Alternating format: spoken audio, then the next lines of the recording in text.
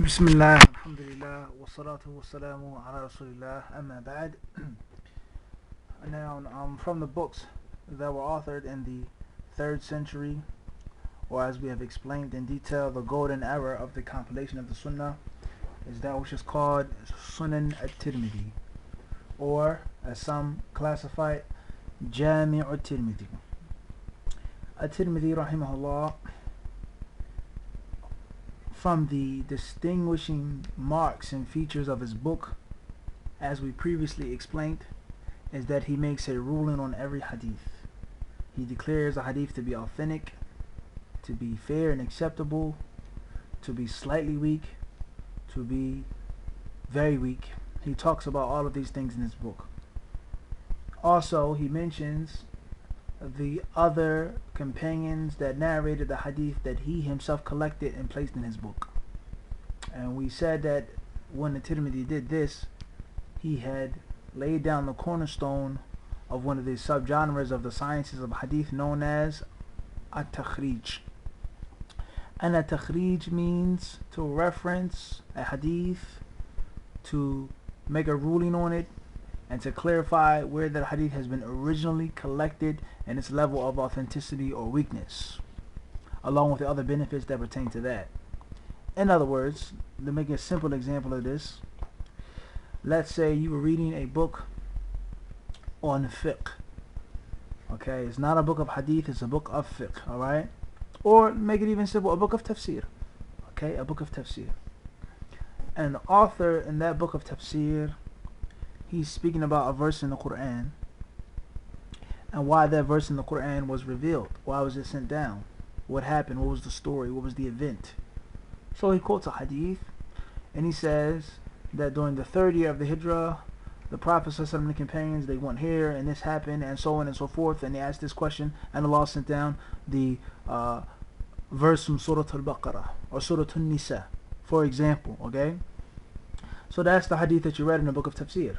It's a book of tafsir, it's not a book of hadith. So you want to know, where has this hadith been collected? And what is this level of authenticity? Is this story true? Did this really happen? Is it weak? So on and so forth. When we say originally collected, we know that we have the isnad, and then we have the matan. Okay, there cannot be a way that we say that the Prophet ﷺ said or did something unless we have an isnad. And that isnad must connect to the companion, to the Prophet ﷺ. Okay, so we have compilers of hadith, people who put together hadith in their books, and they had to have gotten those hadith from somewhere. So we said that Al-Bukhari rahimahullah, he died in the middle of the 3rd century. He narrates from his teacher, from his teacher's teacher, from one of the tabi'een, from one of the Sahaba, who said that the Prophet ﷺ told the companions to say this and to ask for that and so on and so forth, and the verse was sent down. So therefore, we make takhrij of this hadith. This hadith is mentioned in this book of tafsir. The person of takhrij comes and says the hadith has been collected by Al-Bukhari in the chapter of Al-Maghazi, and the subchapter of the battle of, for example, Uhud, so on and so forth. Volume 3, page kada wa kada, blah blah blah blah blah. The hadith has also been collected by Abu Dawood, it's also been collected by Tirmidhi, his chain is authentic, this version is more authentic, this version is in full length, full detail, etc. This is what we call a takhrij. It's to originally reference the hadith. Where has the hadith been originally collected? Because in the book of tafsir, it doesn't necessarily have to be mentioned with a chain of narration. You understand? This is a simple, brief example of a takhrij. So at Tirmidhi, he quotes the hadith, and then he says, وَفِي الْبَابِ, he says, regarding this topic, we have the following companions who also narrated a hadith from the Prophet ﷺ. So he laid the cornerstone to the science of a takhrij. And a takhrij is one of, if not the most important aspects of the physical, hands-on implementation of the sciences and rules of transmission and tradition. Another distinguishing feature of the book of At-Tirmidhi is that he tells you about the different opinions, schools of thought, and legal issues of the fuqaha. He tells you about what they said. what did they say with regards to the hadith? The Messenger of Allah sallallahu alaihi wasallam, he prayed on a straw mat, for example. What do the ulama say about that issue? Is it permissible to pray on a straw mat, or does your face have to touch the actual ground? Ash-Shafi'i said this. Ahmed and Ishaq, they said that. Imam Malik's opinion was kada. Okay? And before all of that, and this is a major benefit and is a clear sign of influence, okay, is that At-Tirmidhi rahimahullah, he gives you the fiqh of the Salaf, just like his teacher, who? Al-Imam al-Bukhari, as we said before, that he was influenced by his teacher greatly. So At-Tirmidhi, he tells you what the companions said about praying on a straw mat, and he tells you about some of the tabi'een, what they had as an opinion with regards to praying on a straw mat. And then he goes on and quotes the other famous well-known schools of fiqh.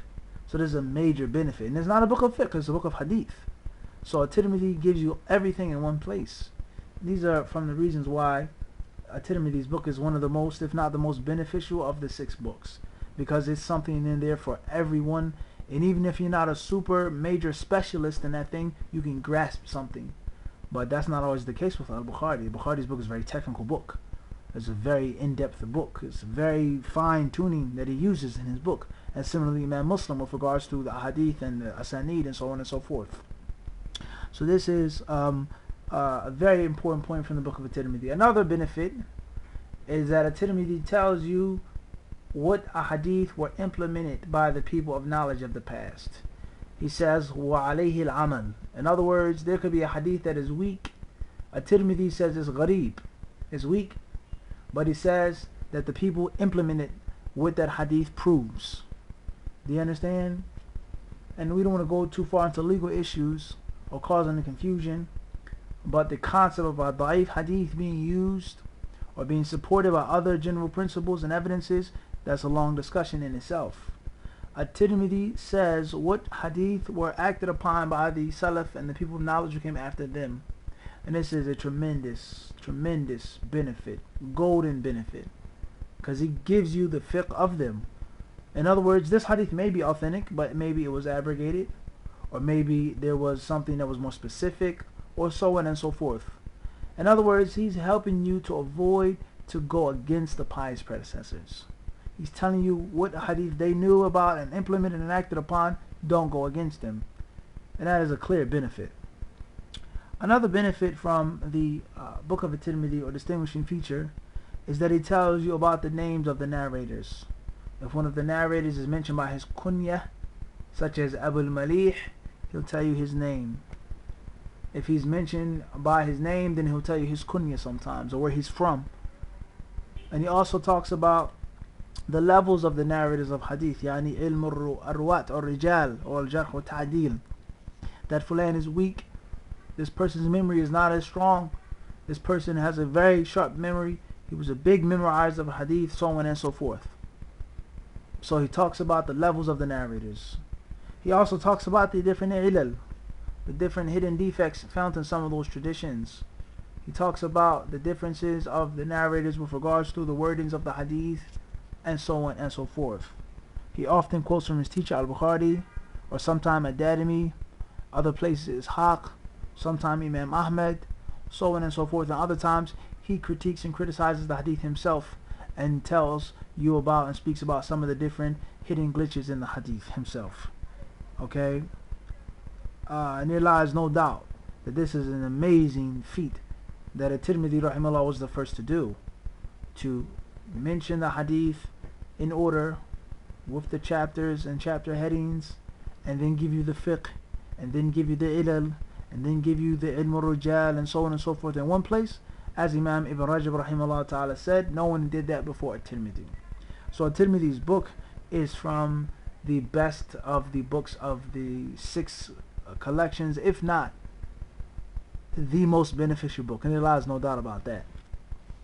From the explanations of Imam At-Tirmidhi's book, this is the famous work Hadith al-Ahwadi of Abu Bakr ibn al-Arabi, and from the modern day scholars, not that modern but relatively modern, of Sheikh al-Mubarak Furi, called Tuhfat al-Ahwadi.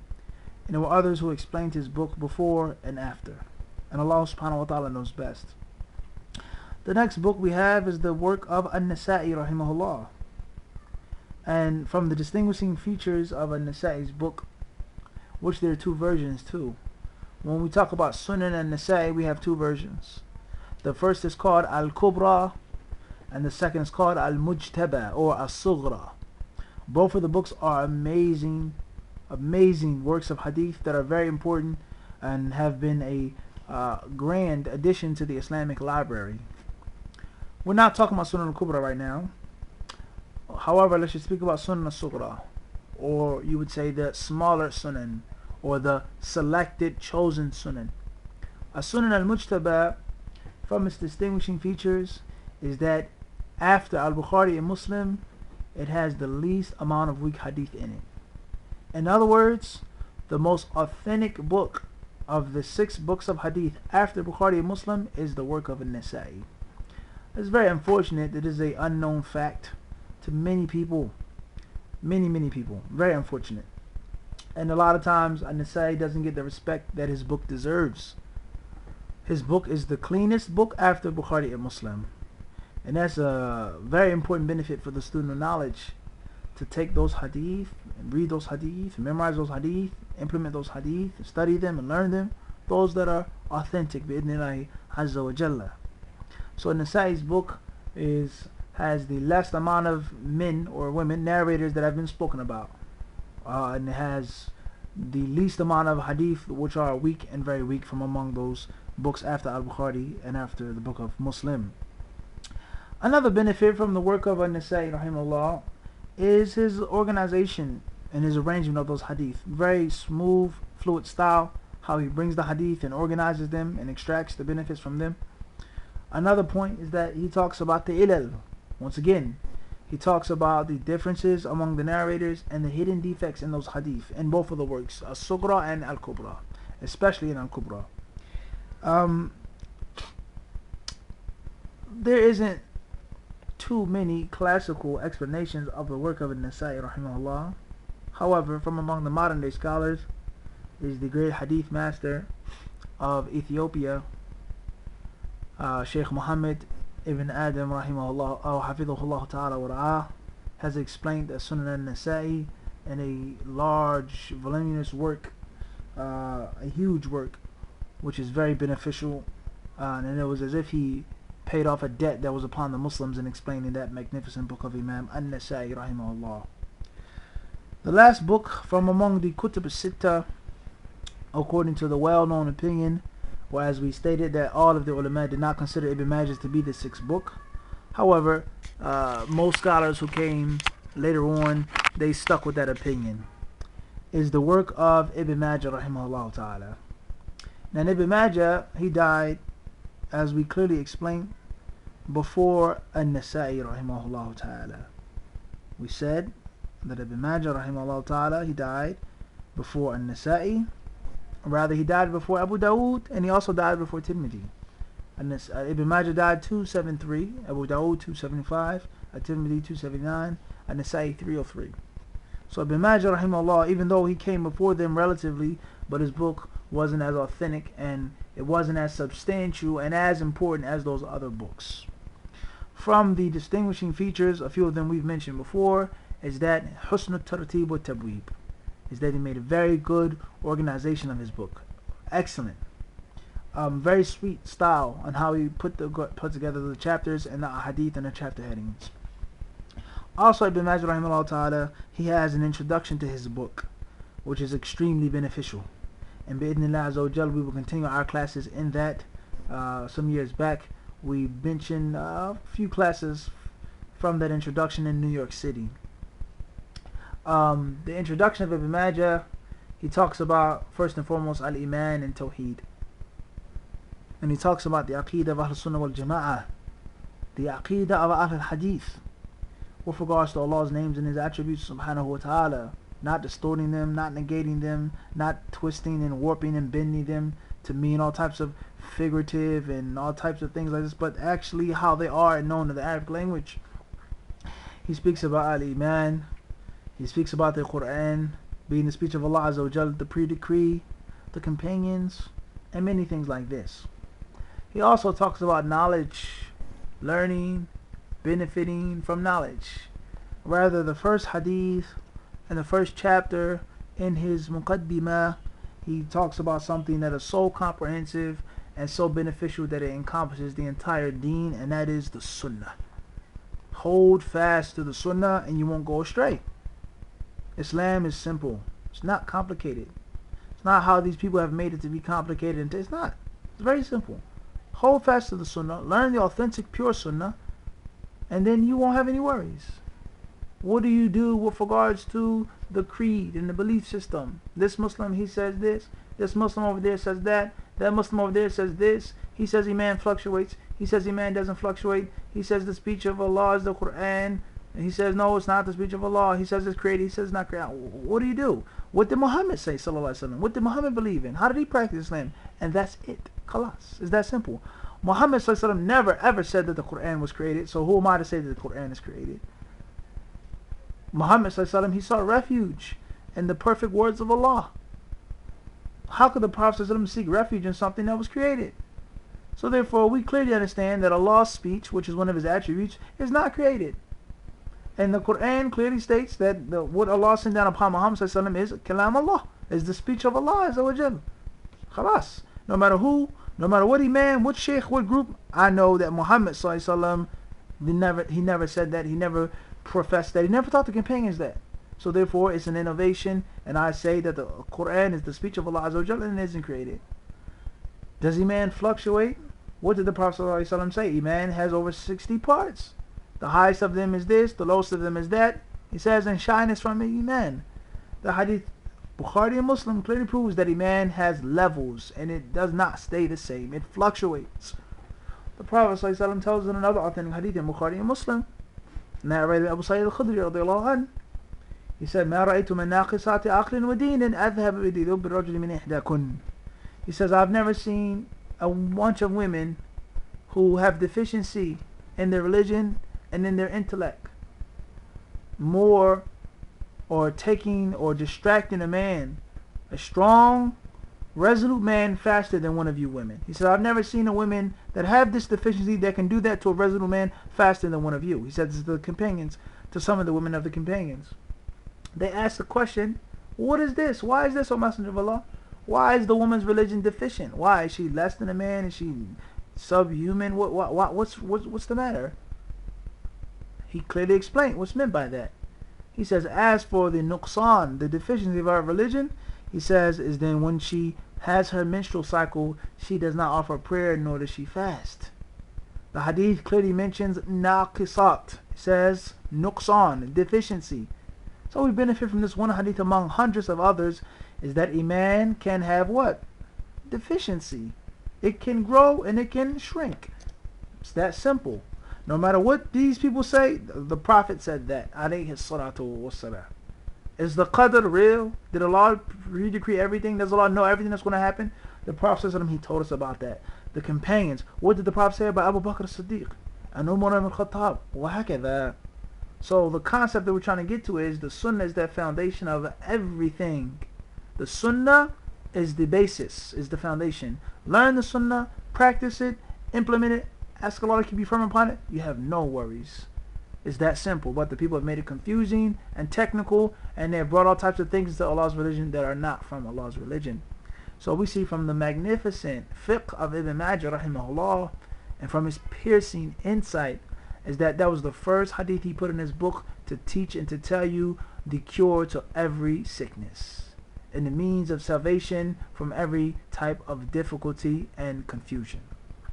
And that in itself could be a lecture series. That general concept of the simplicity of Islam, the comprehensiveness of Islam, and the first step is hadith. That simple, that easy. And Allah subhanahu wa ta'ala knows best. Ibn Majah rahimahullah, another benefit from his or another distinguishing feature of his book is that he has a lot of narrations that cannot be found in the other 5 books, and these things are called zawaid. Extra surplus narrations that can only be found in his book, whether they're authentic or not, but they're extra hadith. That's a benefit for the student of knowledge, for the hadith disciple. A third or fourth distinguishing feature of his book is that it has a lot of weak hadith in it. Many fabricated hadith, many false hadith, bogus hadith, and many weak hadith. And you might say, well, what's special about that? We say that it is special. Ibn Majah rahimahullah never said that the hadith was authentic. He never said that his book was all authentic. He gave you what he wanted to give you with his chain of narration. You, the student of hadith, you can reference, you can refer to it, and you can understand and decipher and determine what is authentic and what's not authentic. But the point is that he preserved it. He preserved the hadith for you. He preserved sunnah for you. He gave it to you, passed it down to you. And this is a very important topic of study for a hadith disciple. As for a specific sharh of Ibn Majah, then there are a few works that have been done out of the past. From the most popular of them is the commentary of As-Sindi and Jalaluddin As-Suyuti. May Allah have mercy upon them both. So these are that which we call Al-Kutub As-Sitta, the 6 books. Some say mother books, some say 6 authentic books, some say 6 foundations or the 6 canons. Yani, Abir bima shit. Express yourself as you wish, as you like. So this is from the most, or this is probably the most important thing that took place in the 3rd century, the golden era, was the authoring of these books and their preservation. And there lies no doubt that these 6 books preserved a lot of the sunnah for us and kept a lot of the sunnah for us. And all of the different hadith that came after them, not saying that if the hadith is not found in these 6 books is da'if. We're not saying that. However, we say that the overwhelming majority or a large portion and a large majority of the authentic sunnah, and even if it's not authentic, but the well-known hadith and well-known sunnah with regards to what to do in the ibadat and etiquettes and things like this, they're found in these 6 books. So once again, every authentic hadith, they're not collected in the 6 books. Just like if a hadith isn't in Bukhari Muslim, it doesn't mean that it's da'if. No. And that is a widespread fallacy among many people. If it's not Bukhari Muslim, it's not la, abadan. Al-Bukhari Muslim, they never intended to collect every single authentic hadith. Let alone was that even in their human powers. They were human beings. Okay. Similarly, we say if the hadith isn't collected in 6 books, it doesn't mean that it's weak. But we say that these are the most famous hadith and the bulk of them. The bulk of them. And that's a long discussion. Everything that we've just mentioned about the 6 books of hadith is in brief, in summary. Okay, we cannot give them their right within an hour or 2 hours or 20 minutes or 30 minutes. That's impossible. But bi'idhnillah azza wa jalla, as beginners and in the elementary stages, we just give a summarized version, and inshallah in the time to come we will give more extensive lectures and classes on these books in detail. And Allah azza wa jalla surely knows best. From the important books that were authored during this 3rd century, this golden era, are the following books. Firstly is the work of An-Nasa'i rahimahullah, as we called, or as we said earlier, called As-Sunan Al-Kubra. As-Sunan Al-Kubra, which means the grand sunan, or the major sunan. Some scholars say that the Sunan Al-Sughra, the smallest sunan, was extracted from the Kubra. Some of them say that he went to one of the leaders of a Muslim country and he asked him, is everything in your book Al-Kubra authentic? And Nasa'i said no. And the leader wanted him to give him just an authentic version. So he summarized the Kubra and he made the Sughra. That's the opinion of some of the people of knowledge. Some of the people of knowledge. Some people say that he himself did it, and others say that it was his pupil Ibn as-Sunni. Ibn as-Sunni. And Allah subhanahu wa ta'ala knows best. Khair inshallah. The Sunan al-Kubra has more hadith than Sunnah Sughra, and it also has more chapter headings, and it also has complete books that cannot be found in as-Sughra, such as the book of medicine, the book of dream interpretation, virtues of the Quran, and a book which has been separately published called Amalul Yawmi wal Layla, supplications for the day and for the night. Okay, it's a very important book and major source of the Sunnah called as Sunnah al-Kubra. Another important book that was authored in the 3rd century, the Golden Era, is the book of Imam Abu Muhammad Abdullah ibn Abdurrahman Ad-Darimi rahimahullah, who we previously spoke about briefly. Ad-Darimi died in the year 255 of the Hijrah. He died in the year 255 of the Hijrah. Okay. Ad-Darimi was from the teachers of At-Tirmidhi, and as we said before, some of the people of knowledge considered his book to be the 6th book and not the book of Ibn Majah, as we said before. And his book is a book of, it's a Sunnah, and some call it the Musnad, but it's actually a Sunnah. And the reason why they call it Musnad is because he quoted a hadith with his isnads, but it's actually a Sunnah, and Allah subhanahu wa ta'ala knows best. Tayyib. Now we have a different genre of hadith books that were put together during the 3rd century. Not a Sahih, not a Jami', not a Musannaf, not a Musnad, but this type of book is a whole different genre, and it is that which is called Kutubu Mukhtalaf al-Hadith, or Kutub Mukhtalif al-Hadith, which literally means books that deal with polemic issues in the Sunnah, or problematic traditions. In other words, simple layman terms, hadith that seem to contradict each other. Hadith that seem to clash with one another. One hadith says go right and the other hadith says go left. But they're both authentic. Did the Prophet ﷺ speak with contradictory speech? Alhamdulillah, never. Because it's revelation. It came from Allah. The Sunnah is from Allah. So it can't be a means of contradiction. And before we go on explaining this type of book, or these types of books, we would like to say something with regards to some of the forsaken souls who think that they're Muslim. People who don't accept hadith, people who don't accept the Sunnah, and they say we only take the Quran. And that is because the Quran is totally, irrefutably, conclusively authentic. There's no doubt about that. It's reported by mass tradition, memorized by millions. As for the Sunnah, then it's doubtful of its authenticity. But even the hadith that are clearly authentic, proven by this noble, great science, they say the Sunnah has many hadith that are problematic. Things that seem to clash with our culture, with time, with modern medicine, with modern science, with astronomy, and so on and so forth, health and culture, and things that are immoral, and so on and so forth. The Prophet ﷺ said this, the Prophet ﷺ did that, the companions, so on and so forth. We say that anyone who rejects the Sunnah of the Prophet ﷺ and does not accept it and does not accept hadith is not a Muslim. Is not a Muslim, period. They are not upon Islam. Rather, the one who rejects the Sunnah as a whole, in totality, has rejected the Quran. He is a disbeliever and an infidel in the Quran, as well as he has done with the Sunnah, whether he likes it or not. And that is because he has rejected Allah, and he has belied what Allah has clearly stated in so many places in the Quran al-Kareem. Allah said, follow Muhammad, obey Muhammad, take Muhammad's way. If you obey him, you will be guided. Whatever the messenger gives you, then take it. They cannot believe until they make you the judge in that which they differ on. And then the list goes on, verse after verse. Allah says, and we have sent down to you the dhikr, O Muhammad, in order that you may clarify to the people what has been sent down to them. How does Muhammad clarify if he only just brought the Quran? There would be no point, there would be no purpose in that. The Prophet ﷺ, he just brought the Quran, he was a messenger, that's it. La.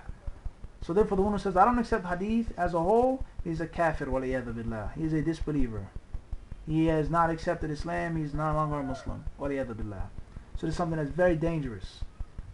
Secondly, there are some Muslims, alhamdulillah, they're Muslims, inshallah, who they say we know that the Islam is the Sunnah and you have to take hadith. However, there are many hadith that we don't accept.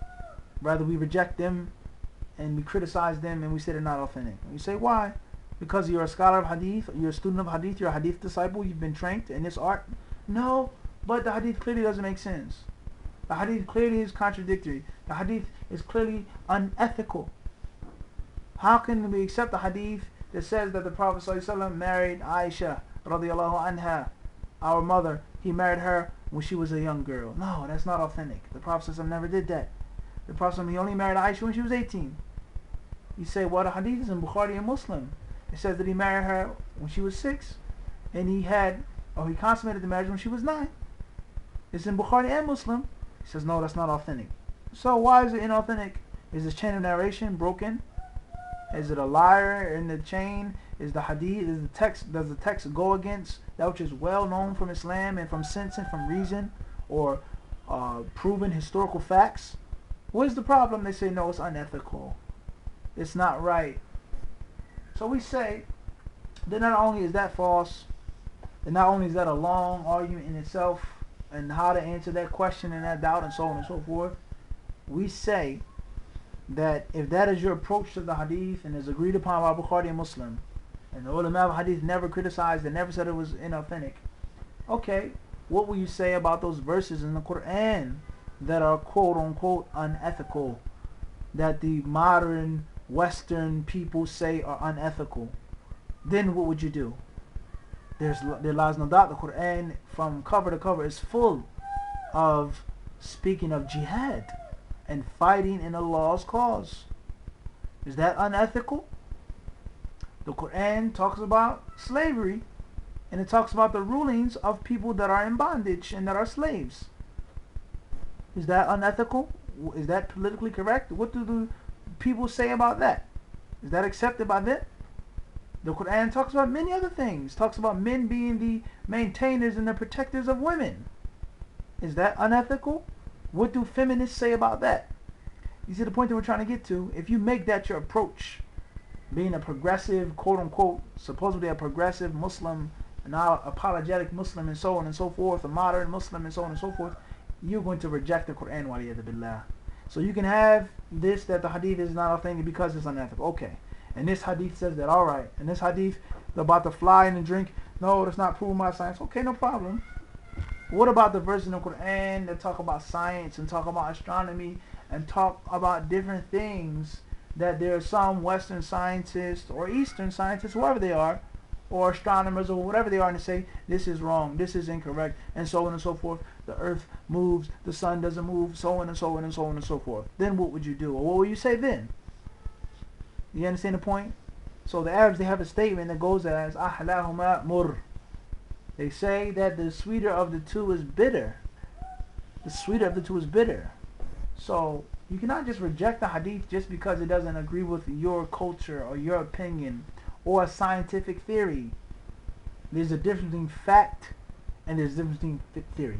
A wide difference, a large difference. And many Muslims, or people who think that they're Muslims, they don't understand the difference between the two.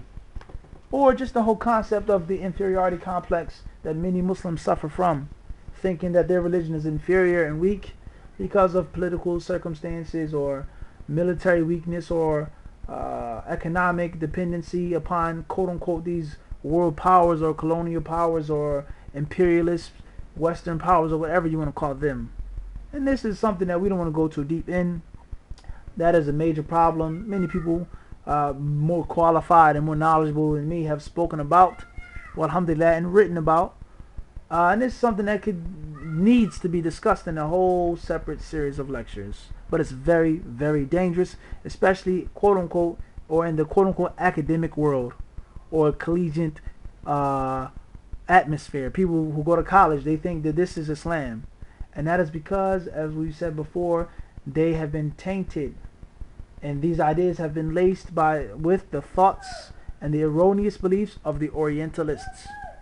People who came from Western Europe or Eastern Europe and went to the Muslim lands and the Arab lands and studied the Arabic language and studied the Quran and studied the Hadith. And some of them came up with all types of things which tickled their fancies, all types of romantic ideas and thoughts. Some of them say that the whole entire Sunnah is fabricated. Nothing from the Sunnah is authentic. Others say the Sunnah was only invented for political factions. Some say the Hadith and the Sunnah of the Prophet ﷺ were only made to support the schools of thought. Some say that some of the Hadith are authentic, but most of them are, and the list goes on. Some of them say that the hadith were never important. They weren't important in the first early centuries of Islam. They only became important until Shafi'i came. And the list of bogus, erroneous things that have no basis in science and academic study and critical research.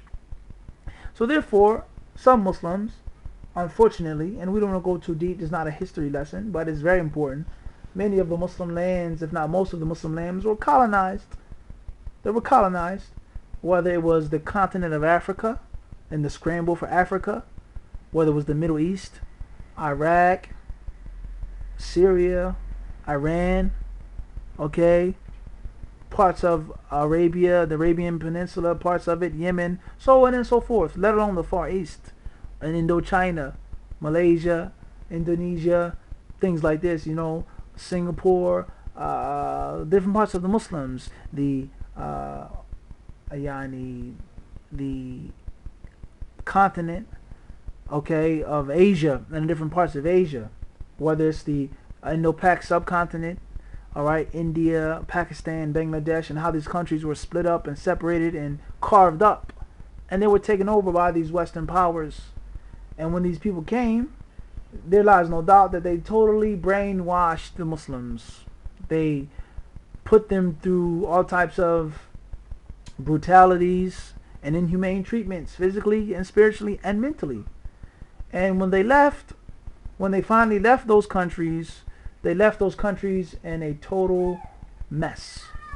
Politically, militarily, religiously, financially, economically. They raped them and stripped them of their natural resources. They exploited them. They left in position and power people that were riddled with corruption.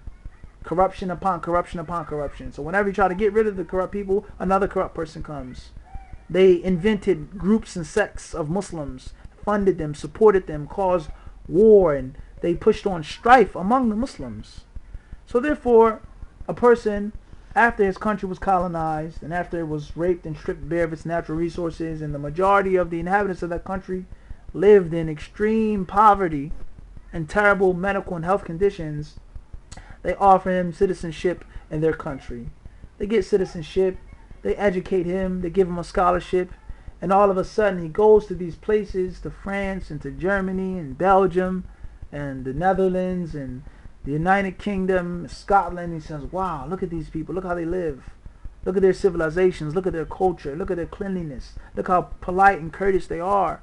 Look at the education that they provide. Look at the healthcare system, so on and so on and so on and so forth. Look at their military. Look at their navy. Look at the things they have. They have airplanes. They have submarines. And this goes on. He goes back to his country in Bangladesh or in Southwest Africa or in the Middle East or in Indochina, and he finds poverty. He finds backwardness in every sphere and aspect of the meaning of the word. And he finds that he has to blame something or someone for that backwardness in his country. He doesn't blame the people that created the backwardness in his country. Of course not. He doesn't blame the people that did that and turned his countrymen against each other. No, he won't do that. But he'll blame something else. And unfortunately, in most cases, it's going to be something to do with Islam. If he can blame Islam as a whole, then that's what he'll do, leaving Islam waliyadu billah. Or he'll blame parts of Islam, such as adhering to the deen and religious practice. Or, as many people have done, they try to blame the Sunnah. And they say the Sunnah is the reason why the Muslims are so backwards. These hadith have caused the Muslims to be superstitious. These hadith, whether they're authentic or not, they're sometimes bogus hadith, but they blame. These hadith cause the Muslims to be superstitious. They cause the Muslims to be split up and to be separated and to be divided and to be economically uprooted and so on and so forth. You see the point that we're trying to get to? So this inferiority complex is very, very, very, very dangerous. Now, this is not a topic of our discussion. We don't want to go any further, but it's vital that you understand it. That most people today that find something problematic with a hadith and have a problem with accepting it or some concepts of Islam is not because of what it actually is problematic, but it's because of them feeling inferior. And the people, they determine what is ethical, what is unethical. Okay? We don't want to get too technical and too deep, but this is a reality, okay? when these people, when they enslaved nations, it was okay. It was acceptable. It was the only way to live. And the moment when they stopped and they said, no, no more, now slavery is unethical. It's inhumane. When they fought wars and they killed millions and millions and millions of people, innocent men, women, children, orphans dead in the street, that was all right. It was okay. It was in the royal command. It was the will of God. But anything a hadith that talks about fighting or killing or whatever the case may be, oh no, that's violence in Islam. That's feminism. It's disrespect to animals, and so on and so on and so on and so forth. So therefore the Muslim cannot fall victim to this trick and to this plot. So therefore when we say to these people, why is it unethical that the Prophet ﷺ married Aisha when she was young? Why? Because these people said it? Because they declared it to be unethical? One year they say something is wrong, something is an abomination of nature, and the next year they say it's natural and you're born with it. You can't help the way you're born. Islam doesn't change like the wind. Islam doesn't fold like a leaf falling one side one day, next side the next day last. Islam is firm. As the Sharia doesn't change. Never. So therefore this is how the Muslim is to be. Okay? Now all of the people who talked about the Prophet ﷺ, who spoke ill of him, may Allah give them what they deserve, we find that they called him a madman, they called him a magician and a sorcerer, they said he was foolish, they said he disrespected their forefathers, they said he was a mad poet, so on and so forth. Not once in the Quran did Allah say that the mushrikeen, the polytheists, or the Jews and the Christians who attacked him said that him marrying Aisha was unethical and it was bad and it was this and he was that. So why now in the 19th century or the 20th century or the 21st century, you see how Muslims become super apologetic and oversensitive, which leads them to reject hadith. Waliyadhu billah. So we'll stop talking about this now. Hopefully we can do other lectures on this, but it's very, very, very dangerous. The only reason why I spoke about it in this type of detail and length, which I didn't want to, but it's something that's very dangerous. So we have to be careful from rejecting a hadith that seemed to be problematic. And the whole purpose of me saying this is because if you find a hadith to be problematic and you're a qualified person to do that with the thorough Islamic knowledge of years of study, intense hardcore study, know for sure that the scholars who came before you, who were smarter, who were greater, who were more sincere, who had more love for Allah and His Messenger, and Allah knows best than the people today, and who had strength and honor in Islam and dignity and pride in being Muslims, they researched those hadith. They sifted through those hadith. They meticulously determined what was authentic and what wasn't, what was problematic and what wasn't, what was contradictory and what wasn't, and how to harmonize between two authentic texts that seem to be contradictory. Know that for sure, that this is a major science from among the sciences of hadith, was mukhtalif al-hadith, hadith that seem to be problematic or contradictory. And there isn't a time in which there's two authentic texts. When I quote, they must be authentic, two authentic texts that will clash. There's no way, because if they both come from God Almighty, then they can't be contradicted. They're both true, but there's a way of understanding them. This is general, this is specific, this is abrogated, this came later on, and the list goes on. This is recommended, this is obligatory, this is disliked, this is haram, this was specific to the Prophet, this was general for all of the nation of Muslims, and so on and so forth. And that's a very, very long topic in itself. And it also goes or overpours into other fields of study such as usul al-fiqh and al-qawaid al-fiqhiyya and so on and so forth. The actual science of fiqh in itself. And this goes to show us how all sciences are in need of each other. You can't just study one science and ignore and neglect the rest of them. It also shows us that the scholars of hadith, despite what the Orientalists have said, they have criticized the mutun. They spoke about the text of the hadith, and they didn't just narrate with the chains, and if the chain was authentic, then the hadith was true. No, they critiqued the mutun also. And it's something that we've mentioned several times, and it can never be enough times we mention, because there's a widespread doubt, especially in the colleges and the universities, and people who claim to be academic, people who claim to be scientific and critical, but in most cases they're not. They follow their desires and whims and speak off their heads. on something that was a major science hundreds of years, centuries before there was anything that was known or acknowledged as the West. The Muslims, the scholars of Hadith, had a detailed system of thousands and thousands and thousands of men, of reports, of places, of times, of Hadith, of issues, when the West was known as Portugal and Spain. That was the West. There were no universities. There was no Oxford and Cambridge. There was none of these things. These things didn't exist. Allah knows best how those people were living and the conditions in which they were living. And we don't want to go too technical, too deep into any type of this or that. The point that we're trying to get to is that I read once that there was a scholar who was writing a critical academic book, and he said that if it wasn't for Tariq ibn Ziyad and the Muslims who came to Spain and Portugal and to North Africa, then the European people wouldn't understand and know what a bath was. The concept of taking a bath and being clean and washing on a daily basis, it was unknown and it was foreign to them. Now, this has nothing to do with what I'm talking about. This has nothing to do with race or racism or... No, we're not talking about nothing like that. None of that nonsense. We're not talking about that. But we're just giving a statement to show you the extent of the richness of the Islamic culture during those times.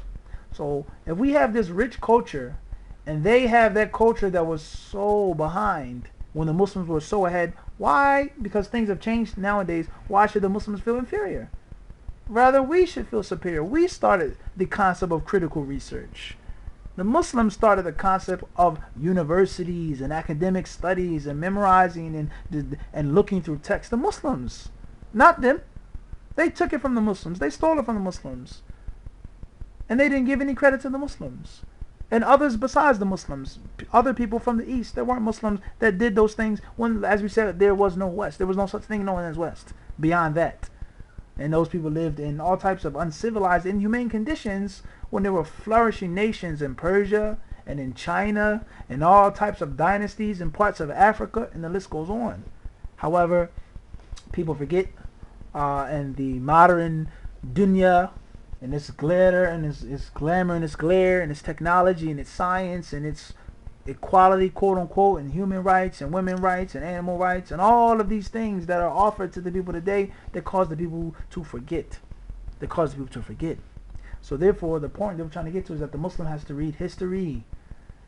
Even if it's just not Islamic history, just read world history and how the world used to be. Read about these magnificent dynasties and nations and empires and technology and things and so on and so forth, to have a broad scope. And there lies no doubt all of these things will help you and assist you in appreciating and valuing the Sunnah and its compilation. As I said once before, these issues have to be spoken about in a set of lectures.